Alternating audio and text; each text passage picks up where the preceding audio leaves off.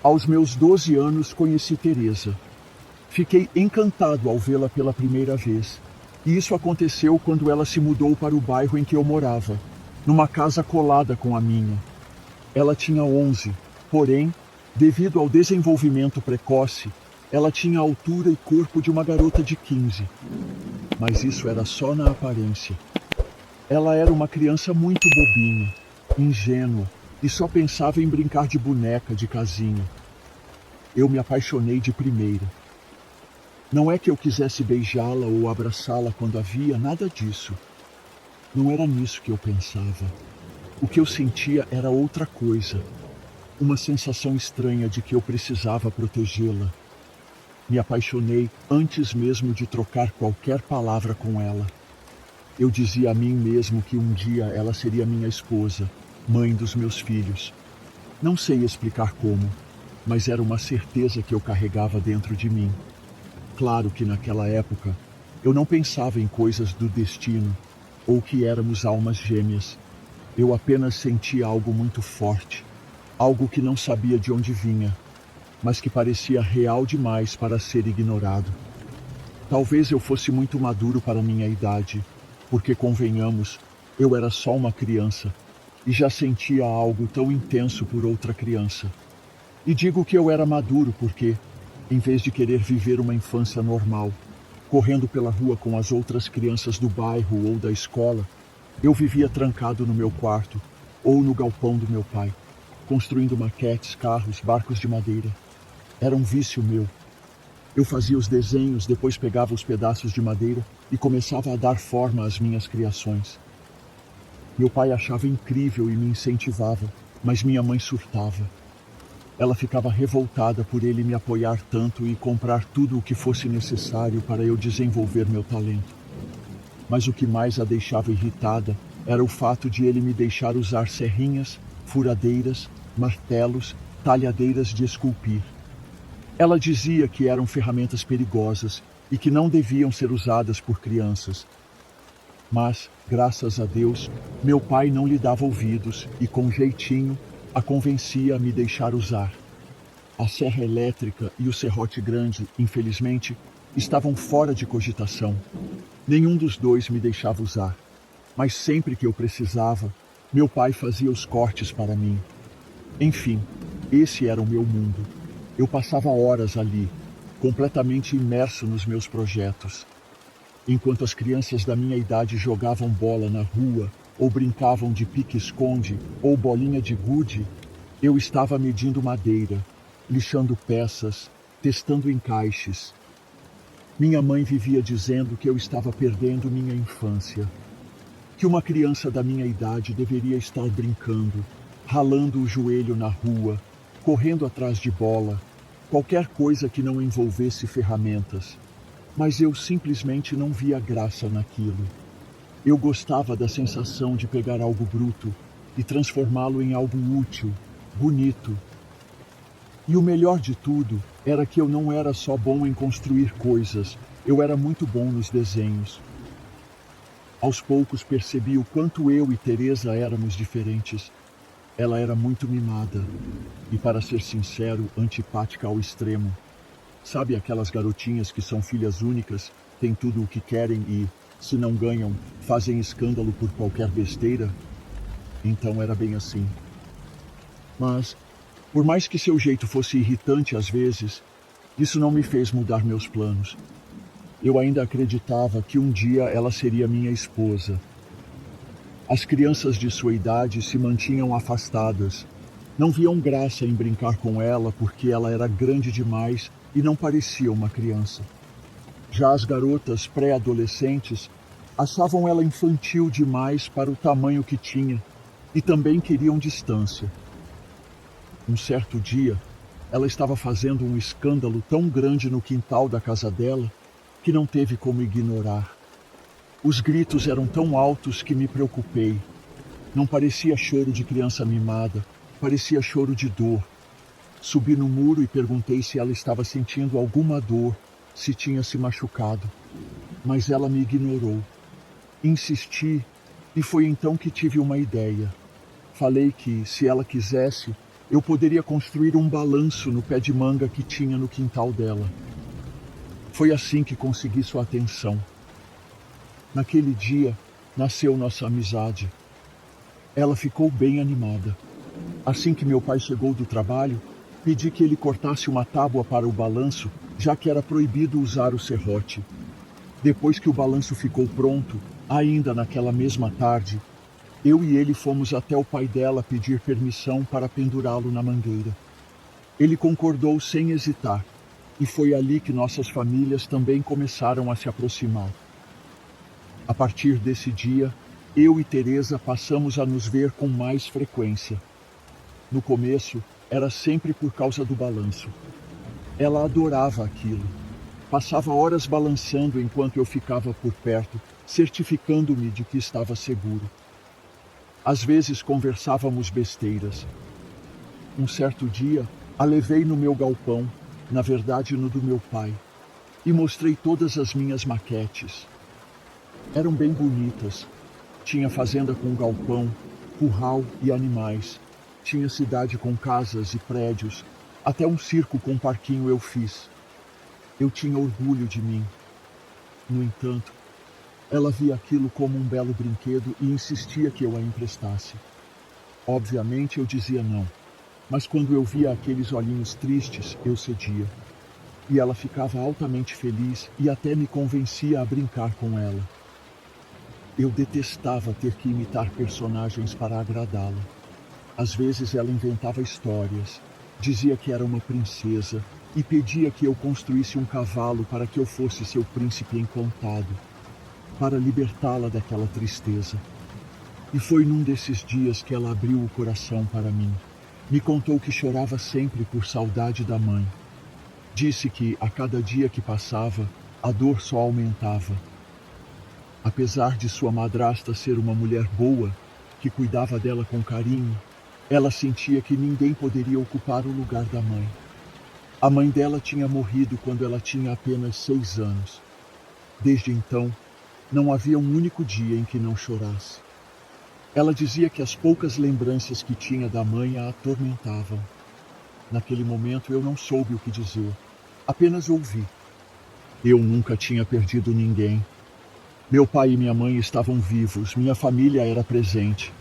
Então eu não sabia o que era aquele tipo de dor. Mas eu conseguia sentir que ela sofria muito. Foi ali que entendi por que ela era daquele jeito, mimada, manhosa, cheia de birras. Era uma criança que sentia falta de algo que ninguém podia substituir. Nossa amizade se fortaleceu a partir daquele dia. O tempo foi passando e nós crescemos juntos, sempre muito próximos. Mesmo com todas as nossas diferenças, parecia que nada conseguia nos afastar. Ela continuava com aquele jeitinho meio mimado e eu, por outro lado, sempre fui mais centrado, mais focado no que queria para o futuro. Mas de alguma forma, a gente se equilibrava. Quando Teresa completou 15 anos, tomei coragem e a pedi em namoro. Eu já sabia que era apaixonado por ela há anos, então não fazia sentido esperar mais. Eu tinha receio que outro cara tomasse a iniciativa antes de mim. É claro que o medo da rejeição bateu forte, porque apesar de sermos melhores amigos, nunca tínhamos falado sobre sentimentos dessa forma. A resposta não veio na hora. Ela disse que precisava pensar. Aquilo me deixou ansioso, mas tentei não demonstrar. No fundo, eu sabia que nossa relação era especial e que ela sentia algo por mim também. Depois de uma semana, ela aceitou. E a partir daquele momento, tudo mudou. E o melhor de tudo foi que tivemos a aprovação de nossos pais. Os primeiros anos foram incríveis. Era um amor puro, forte, cheio de paixão. Aos 17, ela começou a trabalhar numa creche e a felicidade dela era nítida. Sempre amou crianças, então aquele emprego parecia perfeito. Eu achava bonito vê-la tão realizada. Quando fiz 18 anos, decidi dar o próximo passo. Pedi Teresa em noivado.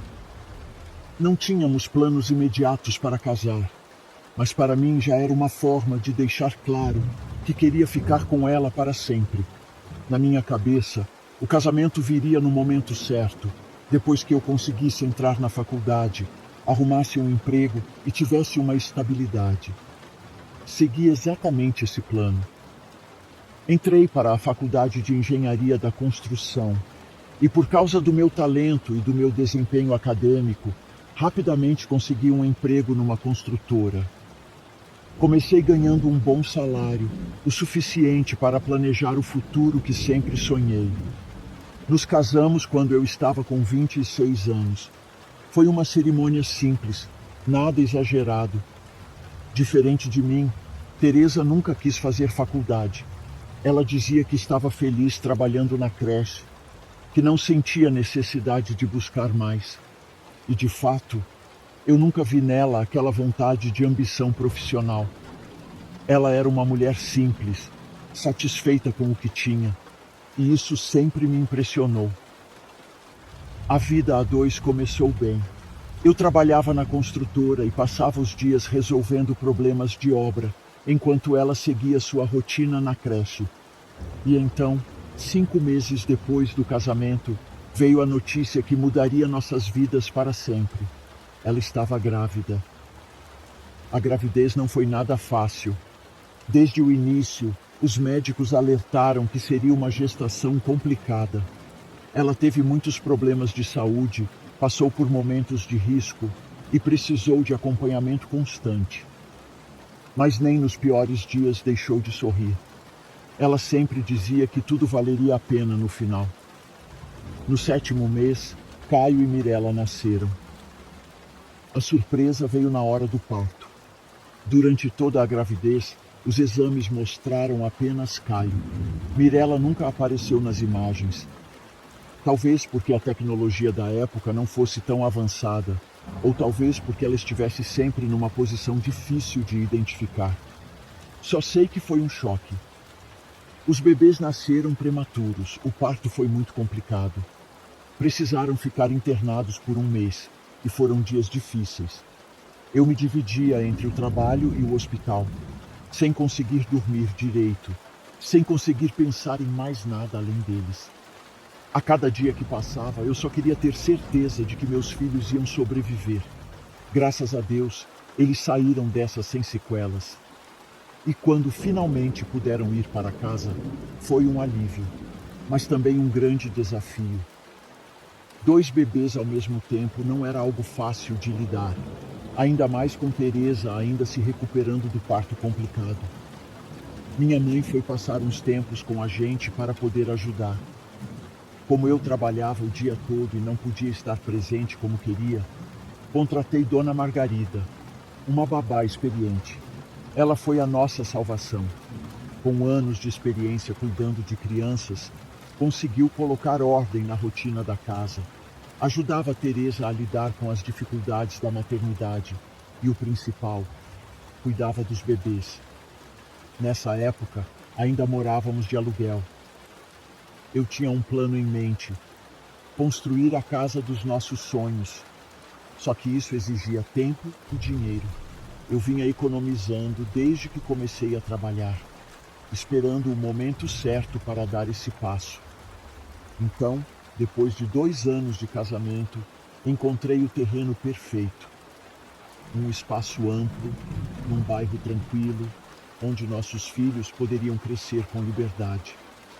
Passei meses planejando cada detalhe. O projeto da casa foi todo desenhado por mim. Fiz questão de incluir 2 quartos extras, um para a babá e outro para hóspedes, porque sabia que, eventualmente, precisaríamos de espaço para visitas.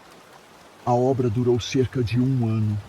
Não fui eu quem levantou as paredes, mas acompanhei cada etapa de perto, garantindo que tudo saísse exatamente como imaginei.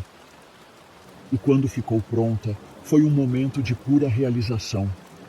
Lembro da primeira vez que entramos na casa nova. Teresa chorou de felicidade. Eu apenas sorri, sentindo que tudo tinha valido a pena. Quando as crianças estavam com 4 anos, Teresa ficou grávida novamente. Não era algo que esperávamos ou queríamos naquele momento. Entramos em pânico. Tomávamos todas as precauções e achávamos que estávamos seguros. Não sabíamos como aquilo tinha acontecido, mas ali estávamos nós, prestes a sermos pais mais uma vez. O medo de vir mais gêmeos foi a primeira coisa que passou pela nossa cabeça. Já sabíamos o quanto era difícil lidar com 2 bebês ao mesmo tempo, e a ideia de passar por tudo aquilo de novo nos assustava. Mas graças a Deus, dessa vez era uma criança só, Priscila. A notícia foi recebida de formas diferentes dentro de casa. Mirella ficou eufórica com a ideia de ter uma irmãzinha. Ficava ao lado da mãe, beijando a barriga, dizendo que ajudaria a cuidar do bebê quando nascesse. Já Caio reagiu da pior forma possível. Ele sempre foi muito grudado com a mãe. Se dependesse dele, Teresa não teria tempo para mais ninguém. Era um apego exagerado, sufocante, algo que às vezes nos preocupava. No começo achávamos que era normal, que era só um menino que gostava de ficar com a mãe. Mas a chegada de Priscila mostrou que havia algo muito mais profundo ali.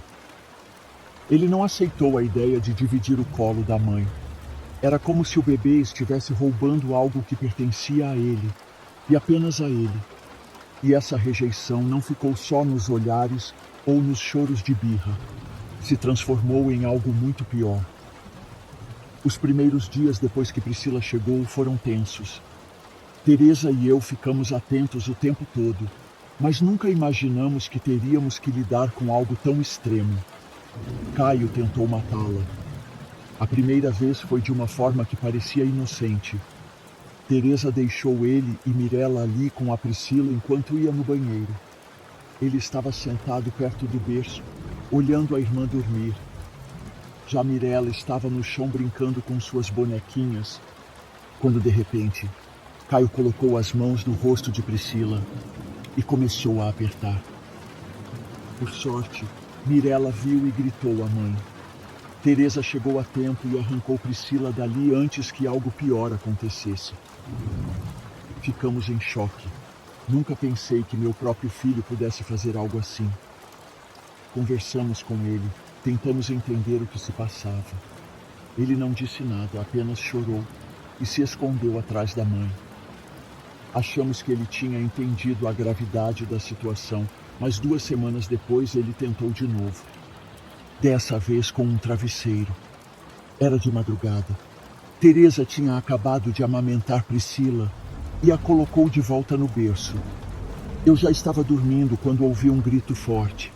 Era Teresa, desesperada. Caio estava em cima do berço, pressionando um travesseiro contra o rosto da irmã. Corremos, tiramos ele dali, e dessa vez eu não consegui conter a raiva. Peguei ele pelos braços e gritei. Perguntei por que ele estava fazendo aquilo. Ele apenas me olhou com uma frieza assustadora e disse que queria que ela sumisse. Aquilo me gelou por dentro. Era uma criança de apenas 5 anos dizendo algo assim. Naquele momento, percebi que estávamos lidando com algo muito mais sério do que imaginávamos. Teresa, desesperada, disse a ele que, se tentasse mais uma vez, o mandaria para um orfanato e nunca mais o tiraria de lá. Foi a primeira vez que vi medo nos olhos dele. Não sei se ele realmente entendeu o significado da palavra, mas ficou apavorado com a ideia de se afastar da mãe. Mesmo assim, não podíamos confiar nele. Depois desse dia, passamos a trancar a porta do nosso quarto todas as noites. Durante o dia, a babá e Teresa ficavam de olho, sem deixá-los sozinhos nem por um minuto. No dia seguinte, procuramos ajuda profissional com psicólogos e psiquiatras. Foram 3 anos assim, nessa luta. 3 anos de tensão, sem nunca saber o que ele poderia fazer se tivesse a chance. Graças a Deus, ele não tentou mais machucar a irmã, mas isso não significava que estava tudo resolvido. O problema apenas mudou de alvo. Agora, era contra mim. Na verdade, isso já existia desde que ele tinha 2 anos de idade, mas não era algo tão extremo. Caio me via como um rival dentro da casa. como se eu fosse um intruso que atrapalhava a relação dele com a mãe. E não importava o que eu fizesse para tentar reverter isso. Eu tentava me aproximar, tentava conversar, brincava com ele, mas ele simplesmente me rejeitava. Se me visse beijando Teresa, ele quebrava alguma coisa. Se eu abraçava minha esposa na frente dele, ele gritava, se jogava no chão, fazia de tudo para chamar a atenção. Mas uma certa vez ele chegou ao extremo em relação a mim. Ele estava com 8 anos. Era madrugada. Eu estava dormindo, abraçado com Teresa, quando senti um impacto forte no rosto. Acordei atordoado, sem entender nada. Minha visão escureceu por alguns segundos e, quando finalmente recuperei a consciência, vi Caio parado ao lado da cama, com o punho fechado. Ele tinha me dado um soco no olho. Demorei alguns segundos para entender o que estava acontecendo. Quando percebi, levantei furioso e fui para cima dele. Peguei ele pelos ombros e o sacudi, perguntando o que diabos tinha dado nele. Mas com a maior frieza do mundo, ele apenas me olhou e disse: "Isso é para você aprender a nunca mais abraçar minha mãe." Aquilo me destruiu por dentro. Era meu filho, o menino que eu carreguei no colo, que vi nascer. E ele me odiava. Tentei de tudo. Terapia, psicólogos, tratamentos alternativos. Nada resolveu. Ele me rejeitava desde os 2 anos, mas eu nunca quis desistir. O problema é que, conforme os anos passaram, a frieza dele foi criando algo em mim também. Um sentimento que eu não queria ter. Eu ainda o amava, mas se fosse para colocar na balança, amava muito mais minhas filhas. Mirella e Priscila me enchiam de carinho, de beijos, de abraços. Já Caio só me olhava com desprezo. Teresa tentou de tudo para nos unir. Tentou criar momentos entre nós, mas nada adiantou. O garoto simplesmente não me aceitava. E antes que alguém me julgue por dizer isso, saibam que eu fiz tudo o que podia. Tentei de todas as formas, mas chega um momento em que você percebe que não pode forçar um sentimento que não existe. Caio crescia, e o ódio dele por mim parecia crescer também.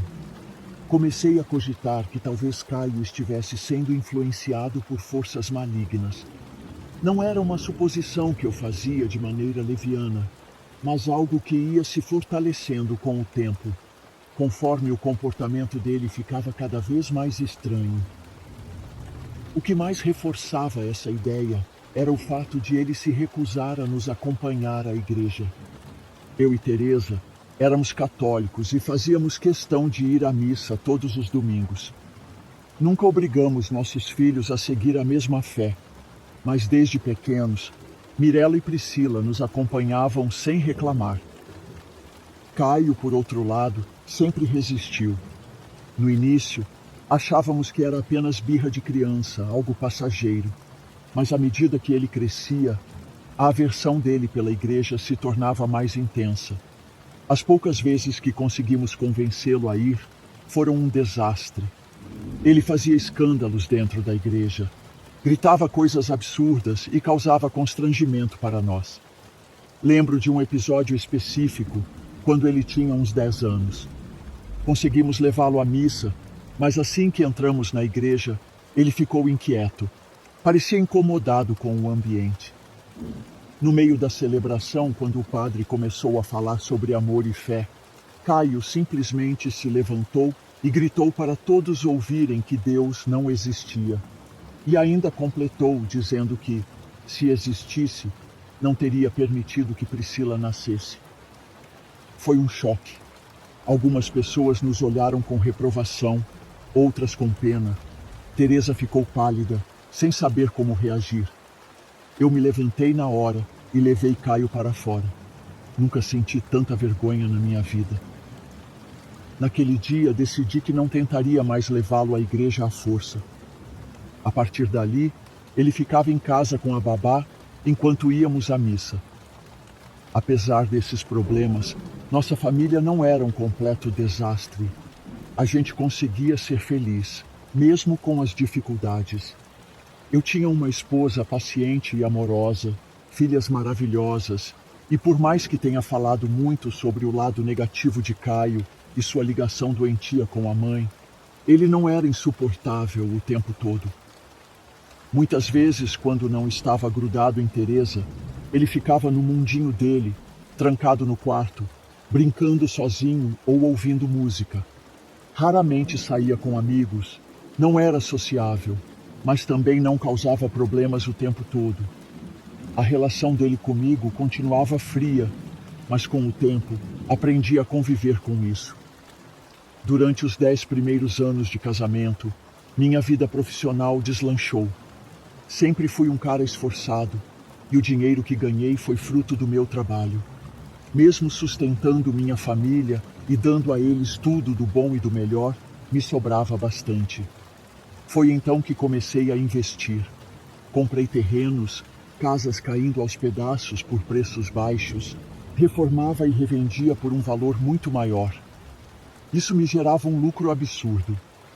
Percebi que tinha um talento para o ramo imobiliário e decidi montar meu próprio negócio. Mas não saí da construtora. Gostava do meu trabalho e sabia que ainda tinha muito a aprender ali. Para minha sorte, meu chefe valorizava meu serviço e nunca me demitiu por recusar obras fora da cidade. Eu evitava essas viagens ao máximo, pois queria estar presente em casa e no meu novo trabalho, mas às vezes não tinha escolha. Nessa empreitada, Teresa se tornou minha parceira. Ela trabalhava comigo, ajudava a negociar vendas e ficava no meu lugar quando eu não podia estar presente.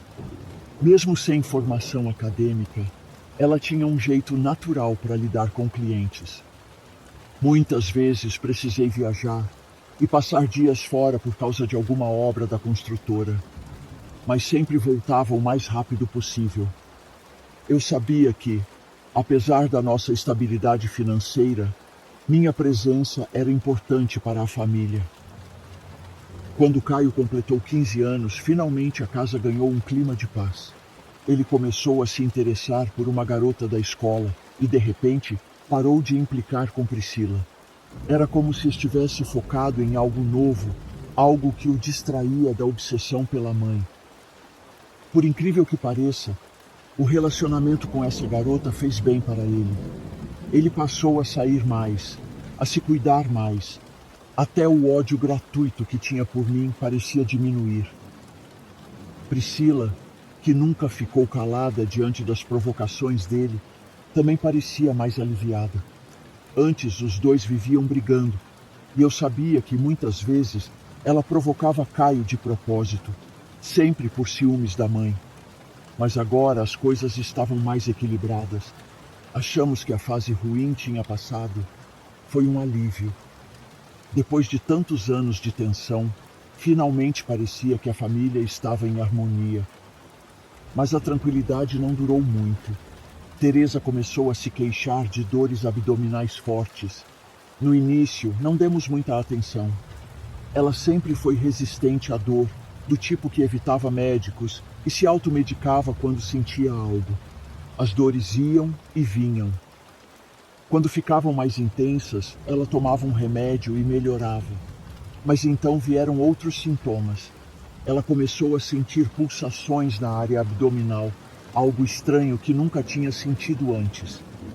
Além disso, passou a urinar com muita frequência. Foi isso que a fez ir ao médico. No começo, achamos que poderia ser algo simples, talvez uma infecção urinária. Mas os exames revelaram algo muito mais grave. Teresa tinha um aneurisma na aorta abdominal. O diagnóstico foi um golpe para todos nós. Lembro do momento exato em que recebemos a notícia. Estávamos no consultório, esperando o médico falar, e quando ele explicou a gravidade da situação, senti o chão sumir. Teresa, como sempre, tentou manter a calma, mas eu vi o medo nos olhos dela. Saímos do hospital em silêncio. Dentro do carro, ela segurou minha mão com força. Nenhum de nós sabia o que dizer. Era como se de repente tudo aquilo que havíamos construído juntos estivesse por um fio. O aneurisma não era tão grande a ponto de ter que operar com urgência, mas estava comprimindo a bexiga e, além de tudo, havia o risco de rompimento. Teresa chorava a todo tempo e, durante um período, tentamos manter isso em segredo dos nossos filhos. O angiologista teimava em dizer que ainda não era necessário fazer a cirurgia, bastava monitorar para ver o desenvolvimento. Porém, o cirurgião cardiovascular falava a todo momento sobre o risco de morte caso não operasse, e alegava que o rompimento causaria uma hemorragia difícil de ser controlada. Poderia até acontecer enquanto estivéssemos dormindo.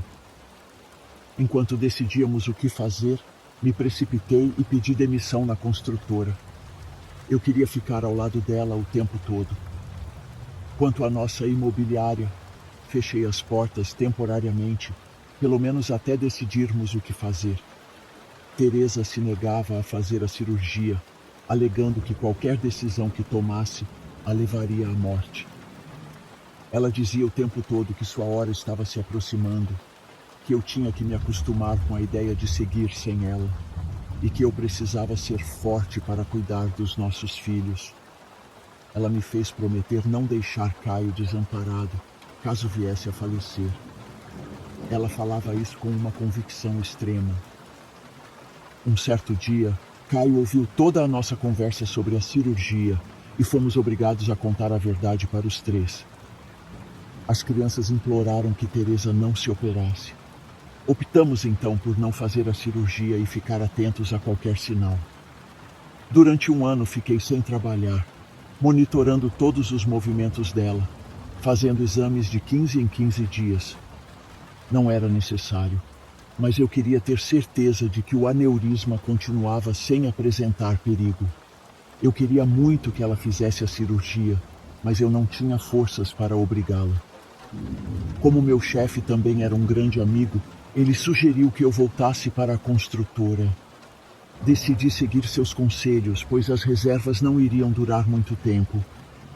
Eu tinha umas 5 casas para vender, mas estavam inacabadas, e se eu vendesse naquele estado, iria perder muita grana. Decidi voltar a trabalhar antes que eu falisse. Por 8 anos vivemos ansiosos, porém, nada aconteceu. Os exames mostravam que o aneurisma estava controlado. Porém, um certo dia, ela sentiu uma dor extrema e corremos para o hospital. Após os exames, foi constatado que o aneurisma havia aumentado de tamanho e havia um enorme risco de romper. Com isso, a convenci a fazer a cirurgia. Ela não queria fazer, mesmo sabendo dos riscos, e permanecia com a conversa de que sabia que não voltaria mais para casa. Dessa vez, até o angiologista recomendou que fizesse a cirurgia.